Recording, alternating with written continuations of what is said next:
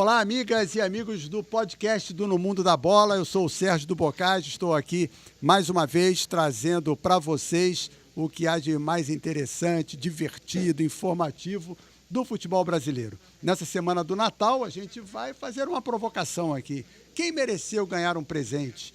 Quem não teve um bom desempenho em 2023 e não merece ganhar um presente do Papai Noel? Para conversar com vocês, estão comigo aqui no programa de hoje a Raquel Mota, jornalista, o Rodrigo Campos, que é nosso comentarista aqui na EBC, e participando direto da redação da EBC em São Paulo, da TV Brasil, o jornalista Lincoln Chaves. É uma satisfação grande recebê-los. Lincoln, eu começo por você. Quem merece um presente de Natal? Aliás, boas festas, um bom Natal para você que nos acompanha. Mas quem merece um presente do Papai Noel, Lincoln?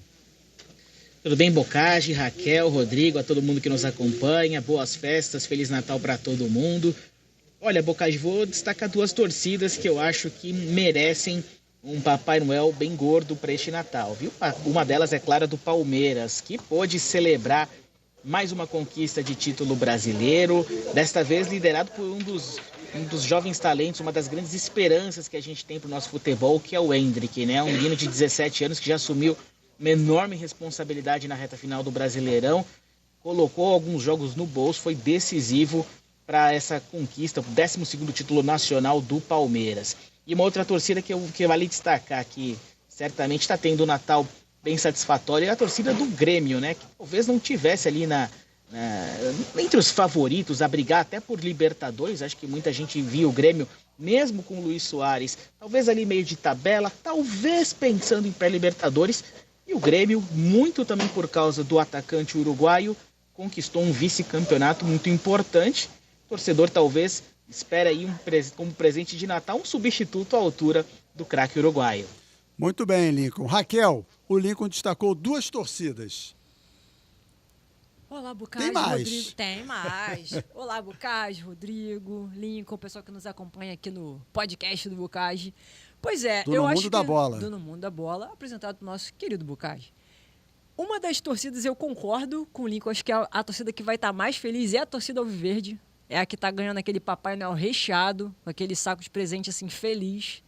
Que no primeiro turno chegou a duvidar se ia ser campeão, né, com a ascensão meteórica do Botafogo. Mas realmente acabou que a torcida do Palmeiras é a grande vencedora. E como eu falei, assim, eu entendo que o Abel Ferreira merecia um presentinho à parte para poder quebrar aquele coração dele duro, maturado, de um bom português. Só para dar aquela adoçada. De repente, um vinho português, né? Para dar uma quebrada, né? Naquela mau humor, muitas vezes, do Abel. Então, a gente dá esse presentinho de Natal em nome de todos os brasileiros para amolecer um pouquinho o Abel Ferreira. E aí, Rodrigo? Satisfação recebê-lo. Um abraço, Bocage, Lincoln, Raquel, Feliz Natal a todos. Olha, eu acho que todos os apaixonados por futebol no Brasil mereciam um belíssimo presente de Papai Noel por ter aturado uma arbitragem tão ruim esse ano. Todo mundo, você gosta de futebol? Toma aqui um presente. Você aturou 38 rodadas, erros absurdos. Mas eu vou votar, já que o Lincoln abriu falando de torcida, na torcida do Vasco da Gama, por tudo que ela fez depois de um campeonato extremamente instável, muito mais essa instabilidade lá na parte de baixo do que na parte de cima. Parte dessa torcida errou no determinado momento, onde o Vasco sofreu uma punição, que depois da punição virou uma das maiores covardias que eu já vi no futebol brasileiro e incoerências. Outras torcidas protagonizaram cenas bem mais tenebrosas e não houve essa punição. A torcida do Vasco acreditou até a última rodada, compareceu em grande número, fez lindas festas, sofreu tudo que tinha que ter sofrido e no final comemorou a permanência para a Série A. Então, eu acho que Papai Noel poderia ser generoso com essa apaixonada torcida. Então, vocês estão falando muito de torcida e eu comentei que acho que outras também merecem e também clubes por suas administrações. Mas, Lincoln, o que falar de São Paulo, Fluminense, Fortaleza e outros mais? Bom, vamos lá, né? Começando pelo São Paulo, que volta a ser campeão de nível nacional, né? O último título havia sido lá em 2008 e agora conquista a Copa do Brasil de forma inédita, como também foi inédito o título do Fluminense na Libertadores. Eram duas torcidas que estavam carentes de uma conquista que fosse além do seu território, né? O São Paulo mesmo foi campeão da Copa do Brasil, tinha sido campeão paulista há pouco tempo, mas em termos de títulos gordos, digamos assim, o último tinha sido lá em 2012 na Copa Sul-Americana, e ainda assim é uma conquista que a própria torcida tricolor tratava com um certo desdém. Agora é muito curioso, né, que o São Paulo teve, para essa conquista da Copa do Brasil em 2023, a volta do cara que foi o herói do título lá de 2012, né, o Lucas, né, o Lucas Moura. Ele foi o destaque da final da Sul-Americana contra o Tigre da Argentina, e agora foi importante na conquista contra o Flamengo. E um ponto interessante é que o Lucas foi muito decisivo na semifinal contra o Corinthians, o que torna ainda mais simbólico, né, ser decisivo num clássico. Sobre o Fluminense campeão da Libertadores de forma inédita, né, eu fico imaginando, né, o coração do torcedor do tricolor carioca que presenciou essa conquista e que talvez estivesse lá em 2008 acompanhado de um ente querido que não está mais por aqui, né, que talvez tenha ajudado a transmitir toda essa paixão, todo esse carinho pelo clube, né? A gente teve muitos discursos recheados de emoção nesse sentido, pessoas que cruzaram até o Atlântico para poder assistir o time do coração no estádio e ver ser campeão em cima do Boca Juniors. Então acho que são momentos que não serão esquecidos tão cedo pelos torcedores. O Fortaleza, por uma disputa de pênaltis, não coloca o Nordeste entre os campeões de um torneio continental, né? Ficou ali no detalhe contra a LDU, num jogo que o Fortaleza eu achei que foi até melhor que a LDU no todo da partida. E seria mais um tricolor campeão inédito. O Fortaleza o feito já foi inédito de levar o futebol nordestino a uma final da Copa Sul-Americana, e o Fortaleza fica com essa marca que, no meu entender, é bem significativa. Alguém mais a destacar? Já falamos aqui de Palmeiras, São Paulo, Fluminense, torcida do Vasco, Fortaleza. Temos campeões inéditos também pelos estados, como o Amazonas, que ganhou a Série D, e primeiro título nacional do futebol amazonense. O Amazonas ganhou a Série D e ganhou o estadual. Tivemos o Ferroviário na Série C, o primeiro time bicampeão. Tô certo, Lincoln? O Ferroviário é o primeiro time bicampeão da Série D. O Ferroviário da Série D. O Amazonas foi campeão da Série C. Desculpe. Exato. O Amazonas foi campeão da Série C, e o Ferroviário do Ceará é o primeiro time com 2 títulos na Série D. Então tem muita torcida aí comemorando, né? Final de ano. A gente tende O Lincoln vai falar daqui a pouquinho. Ih, Lincoln, aí não esquece não, hein? Se o Bocage não te lembrar, eu te lembro, hein? Mas realmente interessante, porque a gente se prende mais na Série A, né? Infelizmente, acaba sendo tradicional, ainda que a gente assista, né, as outras competições. Mas tem uma pessoa em especial que eu acho que merece também um presente, e uma torcida também. Essa pessoa, para mim, seria a presidente do Palmeiras, né? A Leila. Porque se o Palmeiras também alcançou tudo que tem hoje, depende muito também da forma como ela... Ainda que tenha críticas, né? Mas a forma como ela vem gerindo o clube tem trazido resultados. E isso é o que conta, né, no final. E da parte de torcida, aí eu acho que seria mais um prêmio consolação, né? O Rodrigo falou da torcida do Vasco. E a torcida do Botafogo, que acreditou num título, ficou o primeiro turno inteiro indo e foi até o final, até o último jogo. E que alegrou o campeonato. Exatamente. Né? Trouxe até problema para o Rio de Janeiro com as camisas que foram, né, tiradas na naftalina, mas isso é uma brincadeirinha à parte, né? O Valdir que não nos ouça. Mas a torcida do Botafogo acho que também merecia um prêmio, né? Porque veio de um carioca que não foi bom pro clube e acabou chegando até com uma pretensão a ser campeão brasileiro, coisa que não se configurou. Eu fico pensando naqueles torcedores que tatuaram campeão brasileiro 2023. É torcer para 2028 ser campeão e dar aquele retoquezinho na tatuagem. Então seria Leila, torcida do Botafogo, e esses pobres torcedores que tatuaram Botafogo campeão brasileiro 2023. Isso acontece. Foi até um exagero. Essa é até uma questão que eu vou levantar. Mas antes de a gente falar de torcida especificamente, Lincoln Chaves, aproveita e abre o coração. Você gritou, é campeão esse ano. Pois é, né?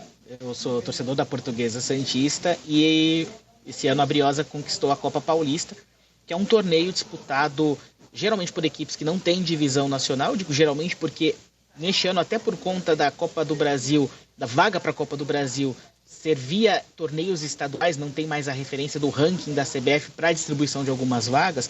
Então teve clubes vinculados à Série B, à Série C, Série D, que disputaram a Copa Paulista, claro, com equipes reservas, porque o calendário não permitia, né? que jogassem com a sua força máxima.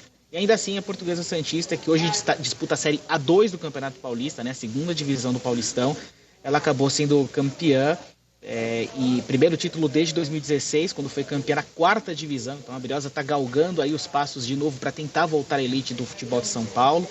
E a Portuguesa Santista, depois de muitos anos, né, a última participação no torneio nacional foi em 2005 e a última participação na Copa do Brasil foi em 2004, melhor dizendo, quando, por incrível que pareça, em 2004 a Portuguesa Santista joga a Copa do Brasil e é eliminada na estreia pelo 15 de Campo Bom, dirigido por Mano Menezes, que foi até a semifinal, perdeu o Santo André, que seria o campeão daquele ano. A trajetória da Briosa podia ter sido bem diferente se tivesse ganhado aquele ano, hein, Boccagi? Esse 15 é o que eliminou o Vasco. Isso. Em São Januário. E o Santo André é o que eliminou o Flamengo na decisão no Maracanã. Qual o Santo André? É que o Lincoln acabou de se referir. Ah, nem reparei. Que ganhou o título Mas em cima do então, Flamengo. Lincoln, a Briosa é a Luzinha? Ou Não, é a Lusa? Explica Briosa isso aí. é a Briosa. Briosa é a E Briosa. quem é a Na Lusa? verdade, a Lusa é a Portuguesa de Desportos, que foi fundada em 1920. Né? A Portuguesa Santista é a primeira das portuguesas, é de 1917. Inclusive, a Portuguesa Carioca ela é inspirada na Portuguesa Santista. O nome, inclusive, é o mesmo, né? Associação Atlética Portuguesa. Agora tu caiu na pilha à toa, porque eu perguntei...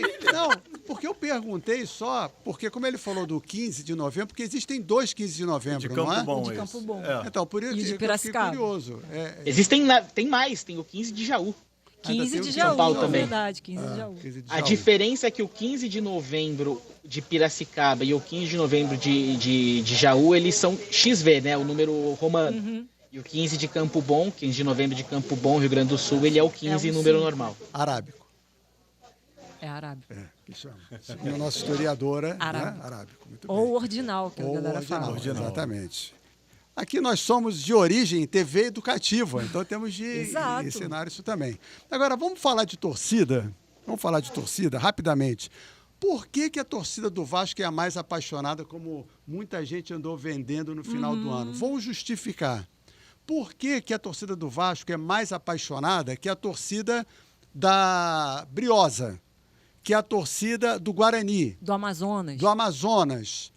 Qual é a referência que o torcedor do Vasco tem? Eu acho até que é o próprio coração. Mas o Lincoln tem direito de achar que a torcida do time dele é a mais apaixonada. Perfeito. E por aí vai. Exatamente. Cada torcedor acha Não. que a sua torcida é a mais apaixonada. Então pronto, então morreu o assunto. Sim, Essa é a a mesma resposta. coisa que só Acabou. o torcedor do Flamengo Mas diz que o ninguém tá Flamengo é o falando- mais querido.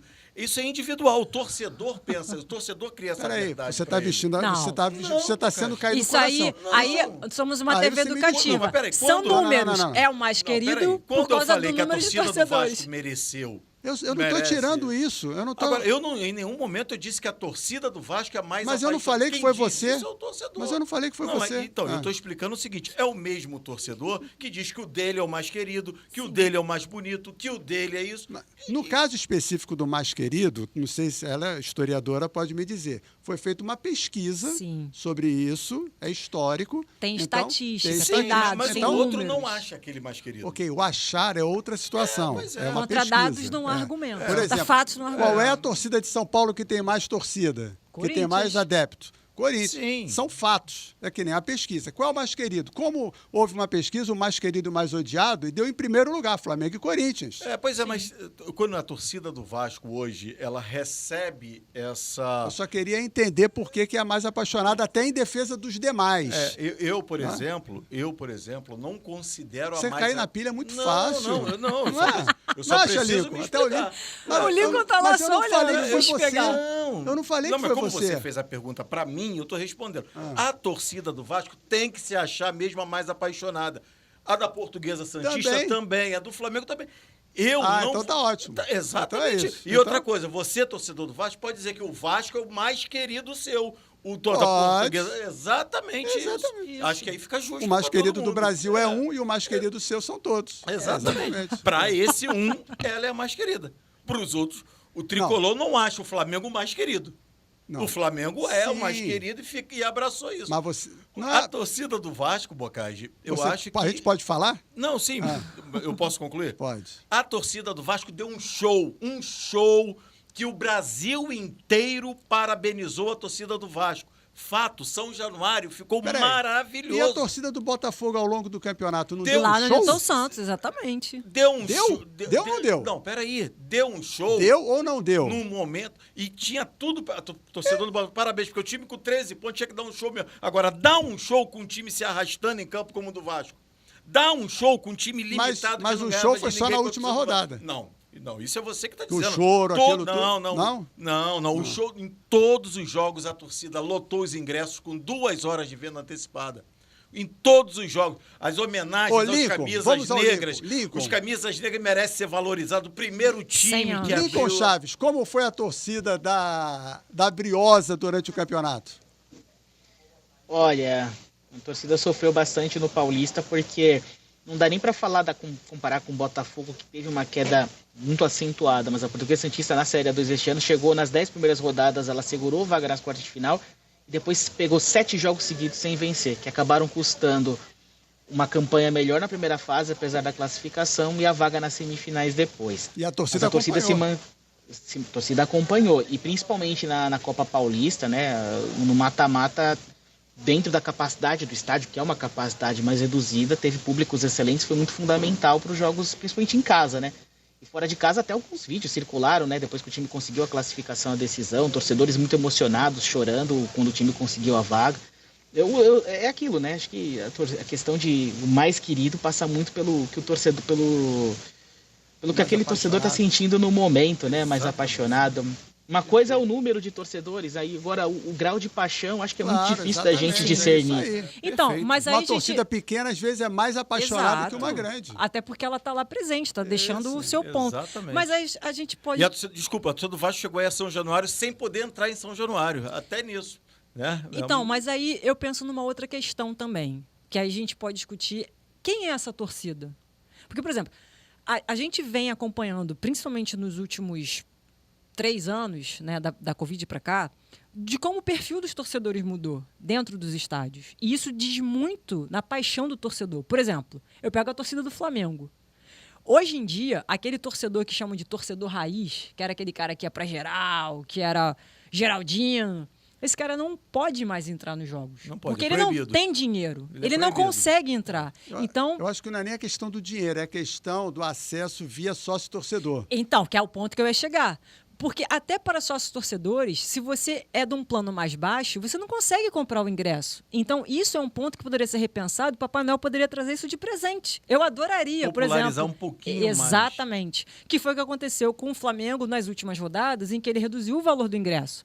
Porque viu que já não ia ganhar tanto, mas se não eu não estava acho ali. Nem que é o valor do ingresso. Eu acho que todo clube que tem o seu projeto de sócio-torcedor, o seu plano de sócio-torcedor, deveria destinar uma cota de ingresso para quem não é sócio-torcedor. Exatamente. 10%, 5%, não importa. Que foi o que o Fluminense fez no retorno aos estádios para os sócios-torcedores, que ganharam ingresso para alguns jogos. O Flamengo não teve isso.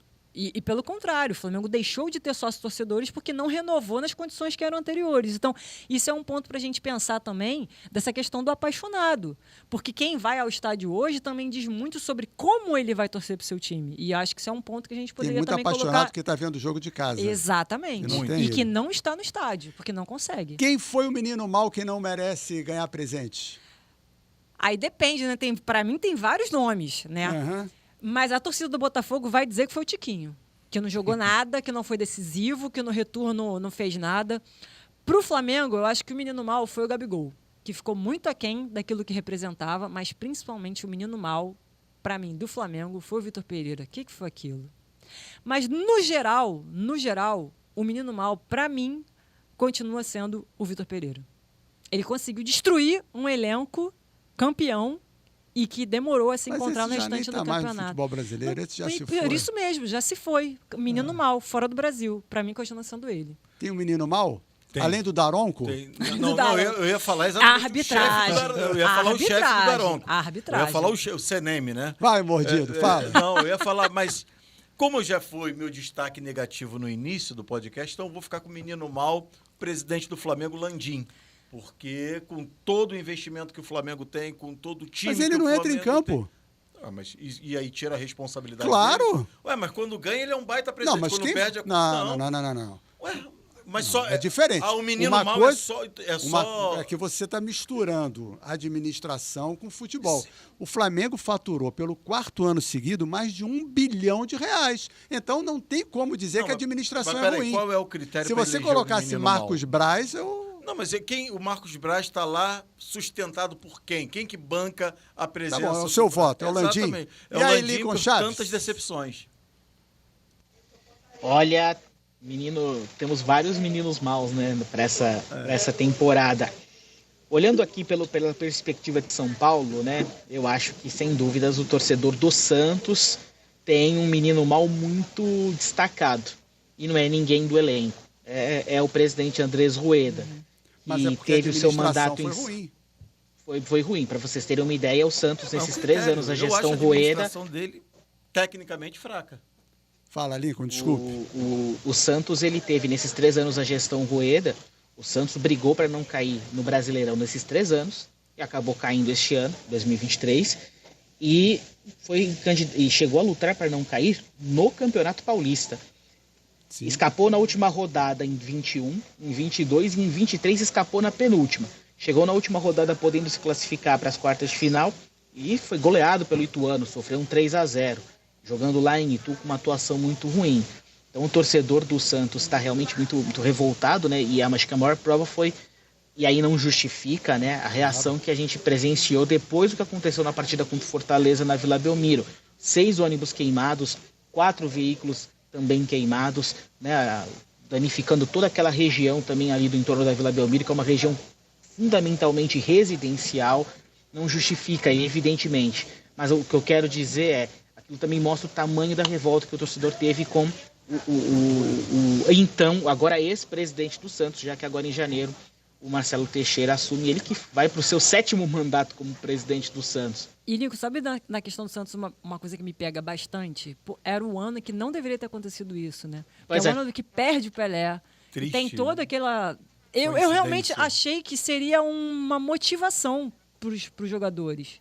E, infelizmente, não foi. O Santos acabou sendo rebaixado. Ainda bem que o Pelé não viu, né? Bom, aí você votou no Rueda. Mais alguém? Você disse que tinha um monte? Teria pelo Não, menos o um meu segundo. voto acaba sendo mais o Rueda, porque eu acho que se a gente pegar os 4 times que caíram, por mais que o Santos estivesse ali entre os cotados por conta do desempenho, eu acho que o Santos tem ali o Rueda não entra em campo, mas o acúmulo de decisões erradas tomadas ao longo de 3 anos, eu acho que o torna o menino mau dessa parada. E o que você gostaria, Raquel, de receber de presente de Natal para 2024, falando especificamente de futebol? Eu penso no futebol em geral, mais investimento ainda para o futebol feminino, que ainda é um ponto, né? A gente tem todas as estruturas já, digamos, resolvidas do masculino. Claro que tem problema da arbitragem da CBF, isso é um ponto para mim que seria um grande presente de Natal, porque após a pandemia a gente vê que o nível da arbitragem brasileira ficou muito, mas muito aquém do que era antes. O Brasil antigamente era referência e os últimos campeonatos não registrou, mas para mim seria isso, o grande presente de Natal, uma revisão da CBF na parte da arbitragem e mais investimento no futebol feminino no Brasil. 2 presentes. 2 presentes. Eu sou uma pessoa que gosta de presente. Rodrigo Campos. Eu gosto mais ainda, porque eu fico com esses 2 presentes da Raquel, também quero, do Papai Noel, e quero aquele que você levantou a bola agora há pouco, que é um pouquinho mais de olhar atento para o torcedor com menos potencial financeiro para ele poder ir ao estádio.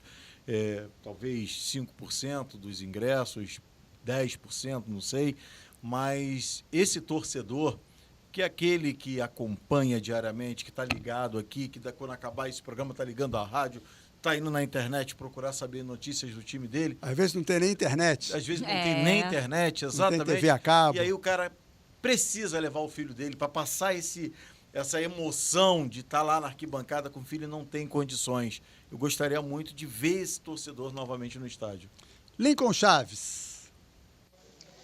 Eu sigo os relatores. Eu acho que a gente precisa, como disse a Raquel, futebol feminino, criou-se muita expectativa de novo. O Mundial trouxe de novo essa perspectiva de que a gente pudesse agora vai. E logo depois que passou o Mundial, a gente já vê as federações meio que largarem de mão o Campeonato Brasileiro, largarem de mão os campeonatos estaduais. A gente tem um campeonato agora de final de ano que mais parece um torneio de pós-temporada, né? Quando poderia ter sido muito mais bem organizado, o calendário ainda é problemático. E, enfim, eu espero só que em meio a todo esse imbróglio todo que a CBF tá tendo nesse final de ano, que seja dado esse devido olhar ao futebol feminino, principalmente no início de trabalho de um novo treinador, uma seleção que tenta passar por uma fase de renovação, mas esbarra em uma série de amarras. São coisas que a gente precisa olhar. E, claro, a questão do torcedor, como disse o Rodrigo, né? A gente sabe que o futebol é um negócio, a gente sabe que é uma situação que não vai mudar, é um caminho sem volta, mas o futebol ele ainda é do torcedor que ajudou a construir essa história ao longo de todos esses anos. Esse torcedor não pode ser excluído, seja dos estádios, seja do próprio acesso à transmissão. Está cada vez mais difícil assistir futebol. E só então, para completar em cima de tudo que vocês falaram na questão de investimento, a gente tem que celebrar da mesma forma que os meninos do Palmeiras, do Fortaleza, Vitória, etc., as meninas do Corinthians, né? Exatamente. Pelo título, terceiro... Foi o Lincoln é bom nisso. Quarto campeonato que elas título. conquistaram. Só tem Corinthians. Só Corinthians.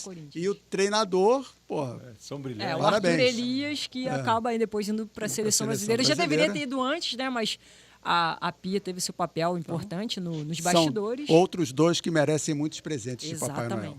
Lincoln Chaves, satisfação recebê-lo aqui, estreando aqui no podcast do No Mundo da Bola, como sempre, brilhante. 2024 traga muitos frutos positivos para a sua vida, em especial da querida Cecília, que é a mascote nossa aqui do esporte da EBC. Valeu mesmo, Lincoln, tudo de bom para você.